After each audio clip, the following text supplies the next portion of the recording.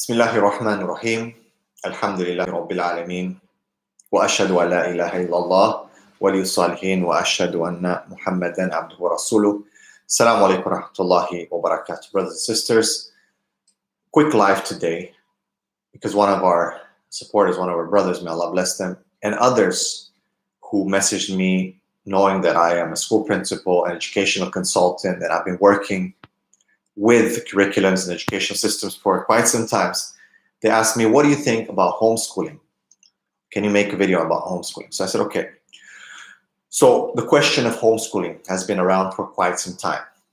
The Muslim community coming to the non-Muslim world basically found themselves with a few options. You would have your public schools, which have a non-Muslim curriculum, which without doubt will affect your children. If you have your child in the school for 9 hours, 8 hours a day, at a very sensitive age, it is without a doubt that you will have some changes in your children. Hence, very clearly, I don't like to sometimes get into too many statistics and researches. I just want you to, for every person to understand, just through observation, you can understand. So the difference between those who have grown up in the West in thinking and your parents, there is a difference. There is a difference in behavior. For those who are second generation to the non-Muslim lands, USA, Canada, Australia, and so on, you'll find a difference in culture. You look like your parents.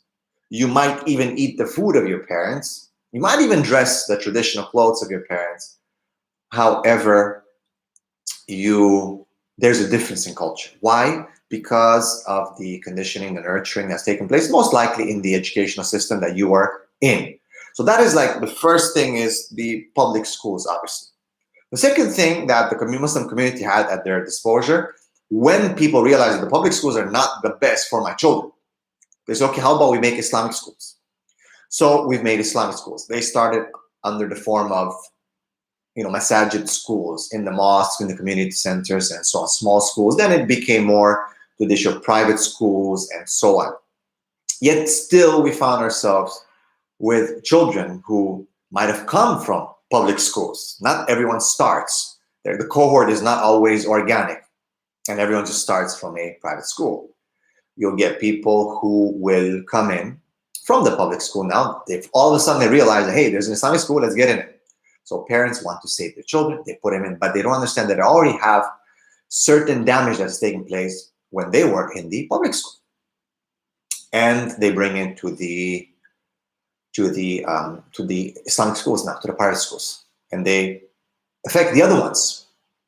And parents notice. The kids come home and, oh my God, what are they bringing home? What are these words? What are these thoughts? Because they have been influenced. Okay, there's conditioning, peer pressure, and so on that's taking place. Again, they are there for 8 hours a day. So that was one of the options. So again, number one, you would have the public schools, which obviously the curriculum is not very conducive for Islam. And it has been targeted and changed quite some time ago. The first time I actually had the opportunity to look into it was more than a decade ago. And already the changes were major. And I'm sure that it took place before that as well. It was very systematic. It was very subtle though, and step by step. The books that they were using, the representations within the books, the stories, everything basically, the KPIs of the curriculum were somehow moving in line with the direction of this new world, right, of pro-LGBTQ. So when I was in Teachers College many years ago, they were already pushing in for a transgender to come and talk to us about tolerance. We were reading books such as I Have Two Blue Dads. I Have Two Blue Dads. Okay, and now they're reading even worse. You have drag queens coming in and reading in libraries for children and so on, to desensitize them and to make them, this is acceptable. Okay, so that was the second issue. So Muslim community said, let's have Islamic schools. Now, problem is there's a lot of internal politics within Islamic schools, and a lot of times Islamic schools didn't do so well. The third option, and it was something that we kind of picked up from the Christians, because the conservative Christians in America have pushed for these programs quite some time ago. Like, they're a bit ahead of us when it came to them understanding that their their ethics and morals are being compromised. So Condera and other programs, they were basically started in the US and so on. So the Muslims also said, let's also look at homeschooling programs. And they start people started homeschooling. So what's my opinion about homeschooling specifically? Okay, so as I said, number one, public schools, to be honest, I don't recommend. Personally, as a school principal, as an educational consultant, I've traveled so many countries and worked with so many different schools. I've seen what happens. I've had access to all the different systems. I wouldn't advise for public school. It's just my direct nasiha to all of you as parents or future parents. Number two, Islamic schools. We're not getting it right. We are not getting it right. Still, there are some, mashallah, some schools, yet they will be plagued by the problems and differences, issues within the board, school boards, board of governors or board of directors of the organization. And a lot of the people who are running these schools are not educationalists. They don't have an educational background, be it educational management or curriculum development or any along those lines. So there are problems there. Why? Because the resources and the energy is wasted on internal strife, internal problems. Hence, it doesn't reach the children as much as it should. There are some exceptions, no doubt. There are some good schools around the world, Islamic schools, but I think we could do better. In the Muslim lands, it's the same issue. The top schools usually are missionary schools, be it in Pakistan, in Africa, in the Middle East even, or Western schools right now, what's called international schools in Malaysia, in the Khalij, and so on. International schools will have the best resources, the best buildings, the cleanest, the best teachers, the best paid teachers, and so on. The Islamic schools or Muslim schools or even the government schools in these countries, depends which country. In general, they'll be lower paid, lower quality, lower resources, not so clean, and so on. And there's a move now and an influence onto the government schools within the Muslim world to revamp the system. And they've done this. Has happened about 10 years ago. And there's been certain countries that have been leading this. But however, of course, and I remember in the words of one of the managers, he said, we're not trying to adopt the cultures of the Westerners. We just want their language and the knowledge. And I said to them, like, how is that possible? You cannot separate language from culture. I repeat, okay? You cannot separate language from culture. Why? Because when you learn language, it comes with the culture. The words what these words represent, you will have to dig deep into the culture, and that culture will be adapted whether you like it or not. And look at the changes. Very simple. Again, I like to highlight the power of observation. So it's not like some kind of esoteric knowledge that only certain intellectuals can claim. We as lay people can look and say, well, wait a second, let's trace the changes in the last 5 to 10 years in the Muslim world in culture, changes in fashion, in what they look for, what they exemplify and show on their social media, and you will, I think, get my point and what I have to say, right? So yes, the Muslim countries, actually in some Muslim countries, they don't even really encourage or allow for schools to be called Islamic schools, because they say, we're a Muslim country, why do we need Islamic schools? So that is a new trend that has started and has gone, stronger and stronger. And it is a problem because yes, we are in a Muslim country, but Islam has been reduced now to a madda, to what's called a madda, a subject. It is Tarbiyah Islamiyah. And actually, if you look at the resource in the books, yes, at some point, there was some good knowledge within some of this curriculums, but now it's being dumbed down. Certain things are being extracted and so on and so forth. And it is systematic. It is not haphazard. It is systematic. So that is the issue of Muslim countries.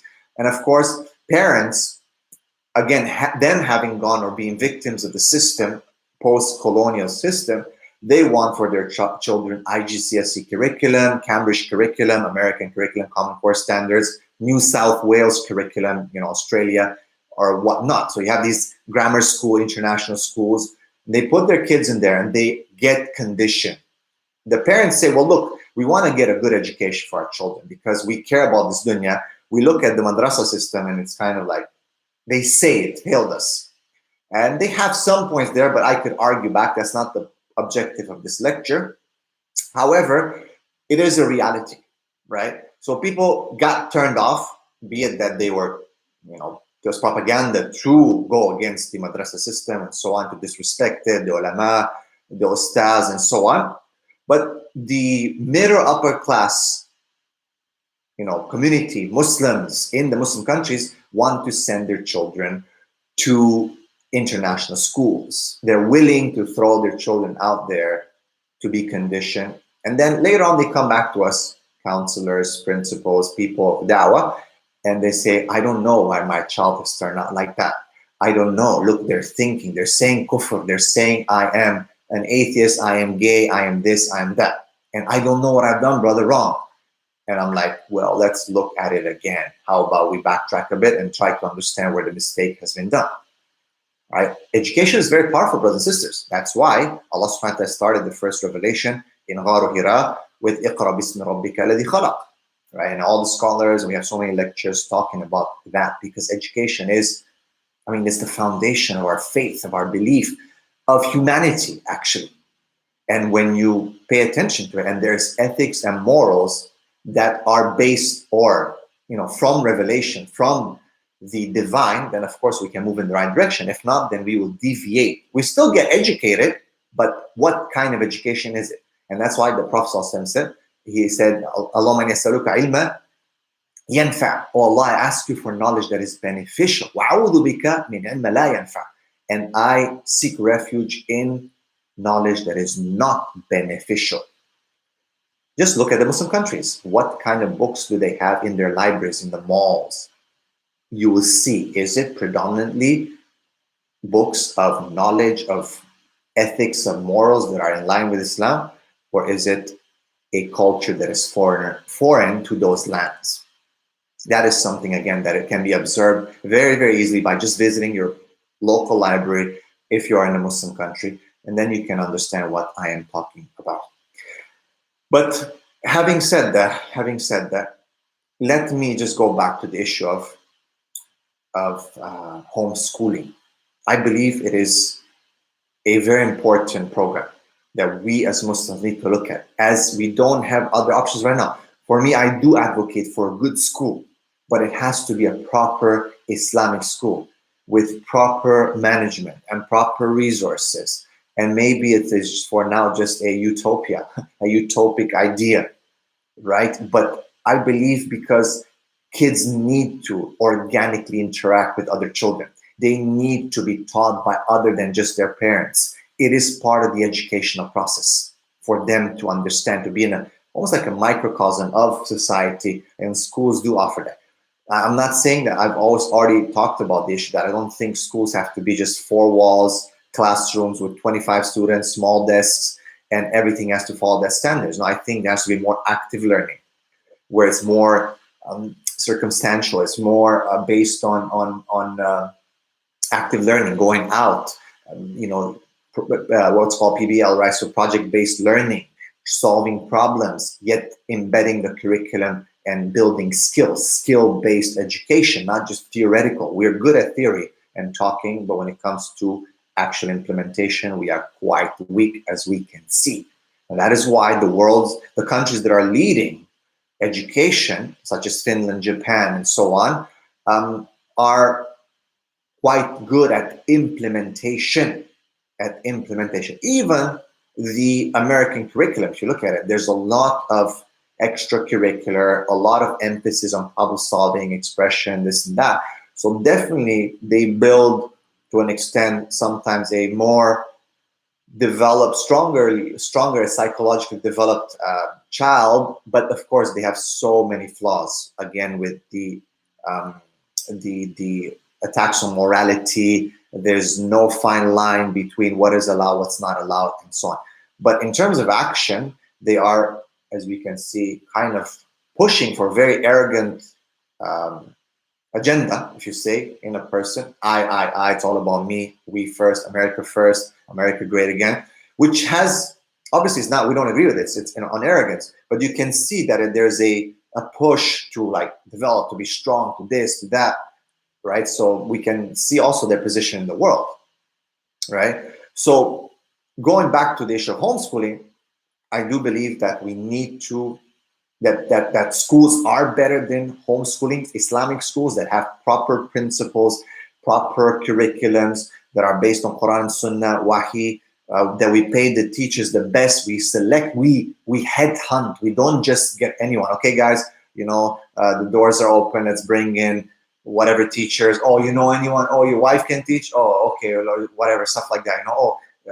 We pick anyone, right? No, we have to have qualified, as the Khulafa used to choose the best teachers, the best qudda, or the best qadis, the best judges. We need to choose the best teachers because this is the future of our children. Strong curriculum, active learning, and so on. The problem is we don't have that, which takes me obviously to this option of homeschooling. And I believe it is the best option right now. If you can, and the problem is not everyone can. If you can, and it usually falls on the mothers. And that's why I always say to the mothers, look, you need to look at your priorities, looking around at the world and what's happening right now. Are you chasing a career, or do you want to take care of your children? Because you'll be chasing a career to 6 p.m., 7 p.m. every night, coming tired home, and your children are coming already from a 9 or 8 hour day at school where they've been conditioned. And because you're so tired, you cannot talk to them. There's no learning that's kind of taking place from you. You think you send them to Saturday, Sunday school at the masjid and that they'll learn somehow something. Yeah, they might.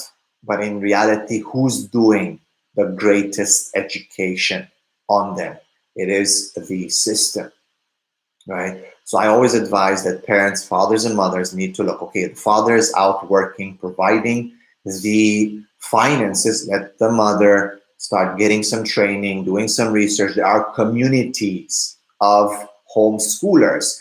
You cannot do it by yourself. You have to have a community. You have to network with other mothers, share resources, experiences. We need to put forward conferences to present successful cases, successful models of such thing, right? And I believe that that could actually work well, but it requires a lot of commitment, and again, especially, as I said, from females, from wives, from mothers. Why? Because they have the greatest ability for nurturing for their youngsters, especially starting from young. You have to start. Don't first send them to public school and think, when they're ready at the age of 12, I'm going to pull them into homeschooling. No, it doesn't work like that, because they've already gone through certain critical formative stages where they've been basically conditioned, and they're going to miss, they're going to cause problems, they want to go back to school. No, if you will start the homeschooling system, start from the beginning. You have to balance it out with outings, with guided exposure, with discussions, with socializations between the different children and groups, visits to museums, to mosques, to different places, not just in front of a laptop and just get books and thinking that this is how you're doing homeschool. You have to also, depending on what you're trying to do, which system you're living in, look at the standards and the criteria for if you're looking to go to a university or anything else like that. There needs some homework. It needs a lot of work. So I always advise, so fathers work, let them bring in the income, the money. That's their job. They're qawwam. They can take care also of the part of like the sports, for example, with the children, and maybe weekend outings. And mothers need to full-time focus on the weekly, day-to-day curriculum. Be careful. So you can maybe follow like a K-12 curriculum on there, or any one of the other programs, homeschooling programs that are recognized, even if you're in the West. And even though I've been proposing, even in a Muslim country, as a thesis for us to start our own curriculum. But if there's no endorsement of a government, of a Muslim government, it won't really catch anything, right? So sadly, you kind of have to work within the system, sadly, till we wake up, we start getting some funding in, starting doing our own research and build our own curriculums from grassroots, from scrap. And what I mean scrap, I mean like going back to grassroots, meaning extracting educational theories, looking at all the research that's been done on prophetic teachings and curriculum implementation, Of course, which curriculum? Quran and Sunnah, no doubt, right? So that's what I think is the best. So within the system, women need to get the training, the understanding of how. Then you pick your resources. Curriculum is not equal to the book. Please mark my words and understand that. So the good and positive thing about homeschooling is that you can follow the KPIs of a curriculum that is somehow recognized, which allows, I guess, for a pathway towards a career or a job. At the same time, when it comes to the resources that you will use to fulfill those KPIs in the curriculums, those indicators, it's up to you now. So instead of using, I have two blue dads, you can use a story from the Sahabas, from the seerah of the Prophet sallallahu alaihi wasallam, because that is a literacy. You know what I mean? It is a text, right? So that's the good thing. But mothers will need to put in the support. And it's a family thing, and everyone, the grandmother, the grandfather, everyone has to be on point, have to support the family financially. We have to invest, right? They have to be raised, if not by the village, at least by the family. Everyone has to be on point. But now we have within our own families a split. No, send them over, let them go to school. I want to deal my career. Women are pushing out there to get their careers in and to make the figures and to compete with the husbands and so on. Not all, I understand. I have to be careful with generalizing, not all, but there is a push. You can see it again. It's up. You can observe this push. And of course, women will say, well, what's wrong with that? I want to have my career. Why does he have to have the career? Where again, it's a social construction. We've been made to compete, husband versus wife, to household income. And of course, that has changed the dynamics of our families. And who suffers in the end? Well, the children suffer in the end. The women are better at nurturing. The women have a stronger sense because that's how Allah created them. So I recommend, honestly, for the women to prioritize if they have children. If they don't have children, maybe hey, go be a doctor, gynecologist. We need a lot of these positions within the ummah. A midwife, a teacher, maybe, right? We need this with the permission of the husband, with some arrangements, understanding of what and how. Hey, that can, it's a fard kifaya anyway, for the ummah to have certain sisters in these positions. But as a general, for just all women now to think that they can just go out there and just push just like the men because they have to, because, if not the community and the society is laughing at them, why do you allow him to run you over? It's not like that. It's not allowing him to run you over. Is that, do you understand what is your priority as a family, as a woman? Our children are being desensitized. There's a realignment of values, of morals, and it will be too late. By the time we wake up, we will not recognize them, and maybe we will not recognize ourselves. So my dear brothers and sisters, homeschooling is by far right now the best option, but it has to be done properly. You have to go back to specialists who can advise you. There are other people other than myself who have expertise in this. I have been an educational consultant for quite some time now. I do respond to people. I try to guide them. I need to do a bit more of such work, inshallah, and I am working towards that. But of course, obviously, we are extremely busy, but it is happening more and more that people are asking more and more, and they need practical solutions. We give lectures about brothers protect your children, but no one says how. No one gives you, okay, do 1, 2, 3. No one tells you like, hey, there's Convera, there's K to 12. There's a bunch of curriculums that you can use. Don't use their books, don't use their resources, use your own resources.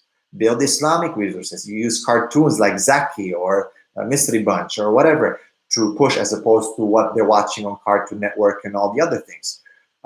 You can replace the resources with halal resources, but there needs to be some training. Maybe we need to do some parent training.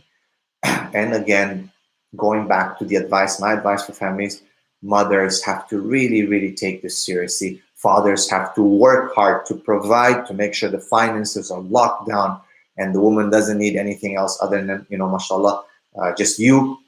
Everything is provided, alhamdulillah. We work with the same direction. We work together as a community. We have our religious consultants. And hopefully maybe from these individual pockets of homeschooling, we can then slowly take the model through conferences and networking to a proper Islamic school model. But right now we don't have it. We are Islamicizing things. Pretty much right now I can say it's a bit better because we have started to Islamicize certain systems. Okay, so we're kind of like trying to paint them as halal, even though the foundation is not, right? So it's a step maybe in the right direction, but I think we have a lot more work to do. So my advice for you right now, as a family, sit down and see, hey, can we do it? We need to do it, but can we do it? Do we have the resources? Okay, the husband will do this. The wife, is she ready to maybe reduce, to pull back, to prioritize? I know it's not easy. They've been pushed by the society and they've been disrespected and made to feel lower or weaker or less than just because they're, if they even thought about being housewives, right? It's like such a bad term. Yet it is very important for them. They're not housewives. They are shepherds of their families, as the hadith of the Prophet sallallahu alaihi wasallam, "Kullukum ra'i wa kullukum mas'ulun an ra'iyatihi." And one of the shepherds, he said that the woman is the shepherd of the house. She has to take care of the children and so on. And education, the greatest job, my dear sister, that you will ever have is nurturing human souls. Allah subhanahu wa ta'ala has created these souls in such a manner that we do not know. وَيَسْأَلُونَكَ عَنِ الرُّوحِ. They ask you about the soul, about the ruh. Say to them, it is from the order of Allah. You have been given this responsibility to nurture this soul, to teach this soul. Take pride in that. Don't let the non-Muslims and the liberals and LGBTQ or LGBTQ, whatever they're called, to disrespect you or to make you feel less. And don't believe it, because you will destroy your own self, your own self-esteem, the value that Allah has already given you. وَلَقَدْ كَرَّمْنَا بَنِي آدَمَ. Allah said He has given us karam. He has honored us, the sons and daughters of Adam. You don't need to be endorsed by non-Muslims. You don't need to be endorsed by your society. It's okay if you're a stranger. Look around you, please. You don't need to read any research. Just look around you. Observe with your own two eyes that Allah subhanahu wa ta'ala has given you and see the outcomes of this system. They are not good. With all this freedom and all this democracy that they're pushing on our throat, okay, show me the results. There are no results. More shootings in school, more insecure children, 63 genders right now or so, gender identities. There's no clarity anymore. I don't know what's next. There's not going to be night and day anymore. We're going to be confused about that, whether it's night or day. This is not education. This is not knowledge. This is not a standard. This is outright, this is academic disservice. This is academic dishonesty. So it is very sad that we reach this point by following this system of freedom, yet we are proposing a divine freedom, a divine system from the revelation of Allah subhanahu wa ta'ala. We have the tools. I think even we have the money in the ummah. Problem is we just don't know how to manage our resources. We don't know how to work together. We don't know how to network. We do not know, but we need to. And of course, the fact that we don't talk about these issues just adds to the problem. We are just kind of putting it under the carpet, just hush hush, talking about things sometimes that are irrelevant. Yeah, I mean, we're entertaining people maybe, but I think we need to get back to some reality and start tackling real problems and give real solutions. So again, brothers and sisters, I hope you understand the advice that I've given with regards to homeschooling. In summary, it is the best system right now. Get educated on it, look for the halal resources, connect with other homeschoolers, build a community around it, guided exposure, active-based learning, get out as well, communicate, build a community, socializing, activities, sports, and so on. And hopefully we can take it from there to the next level to actually start building our own institutions wherever we are. Hopefully in the Muslim world, some country will wake up and start endorsing an Islamic curriculum and then maybe make it the model for other communities or other countries, Muslim countries, to follow, inshallah. Now, barakallahu feekum. Any questions? So I haven't looked at Yeah, I haven't looked at the chats. May Allah bless you. But now I am looking. So if you have any questions, please let me know. Barakallahu fikum. Now, may Allah bless you. Wa alaikum salam to everyone. I'm sorry again, I did not check the chat because I wanted to focus on what I was saying. It will be posted, inshallah. Don't worry. I will post. Now, okay, any questions? Allah barak fikum. Any questions with regards to homeschooling or the curriculum or anything else? Muslim country that follows Sharia without inventions. Is there a proper Muslim country, meaning without innovations? I don't know. Tough to say, subhanAllah. Tough to say. I don't know if there's any Muslim country right now who's actually following Quran Sunnah. Brother Iron Mike 63, basically like gender identities. Like they have all, you can look it up. Okay, people who call themselves binary, this, transgender, it's not about male and female anymore, right? So there's quite a lot. It's not about male and female. It used to be, I am a male, she is a female. Now there are pretty much, I think, about 63 different shades. Okay, let's call it like that. Now, yeah, there's a lot of problems within the Muslim countries. The curriculums in the Muslim countries, they have changed a lot, and I don't believe they're going in the right direction.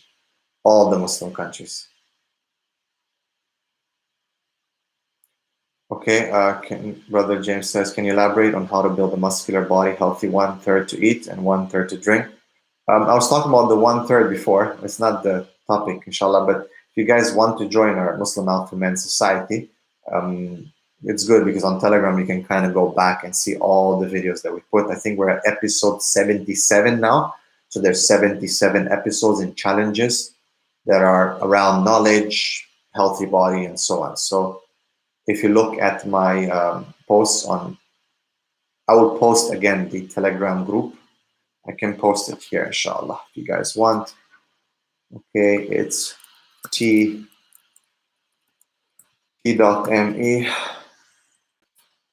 I think it's / oh God, where is it?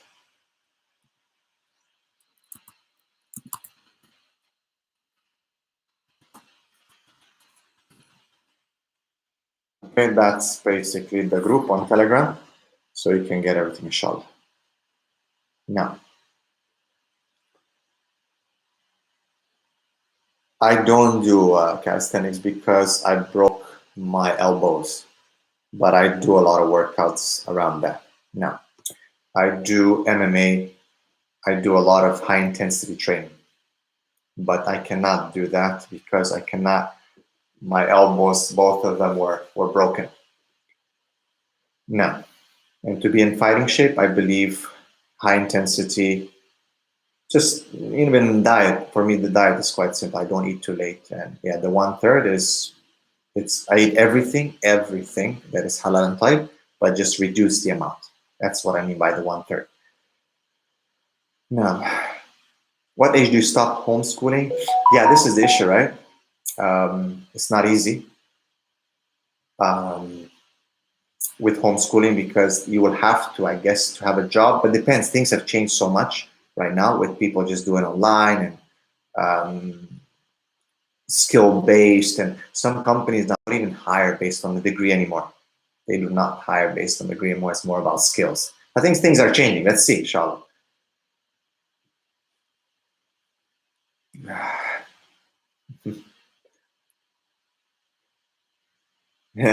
It's easy to find women for marriage in Malaysia. Not sure. I think Malaysia is also quite affected now by a lot of the Western thoughts and ideologies. I work as a counselor as well, and there's a lot of problems here as well, subhanAllah. So I've been doing counseling for about 17 years now. I have quite a lot of experience. And here for the past 2.5 years, I've done a lot of counseling in this community. There's a lot of influence in Malaysia, the LGBT and liberal. Now,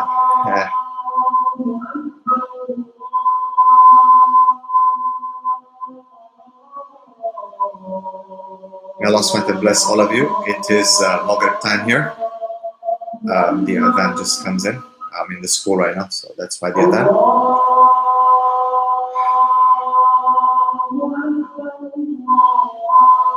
Allah bless all of you. My work made me move to Malaysia, and I was looking for a better Islamic school. Anyway, barakallah fikum. May Allah bless all of you. Inshallah, I'll start doing more live broadcasts. Maybe I'll announce them, inshallah. But I take your permission now to go, inshallah, as it is Maghrib. Barakallah fikum. May Allah SWT bless all of you. And please join the Alpha Muslim Men Society. You can message me on Instagram or Facebook, and I can give you the link. Barakallah fikum. Assalamu alaikum wa rahmatullahi wa barakatuh.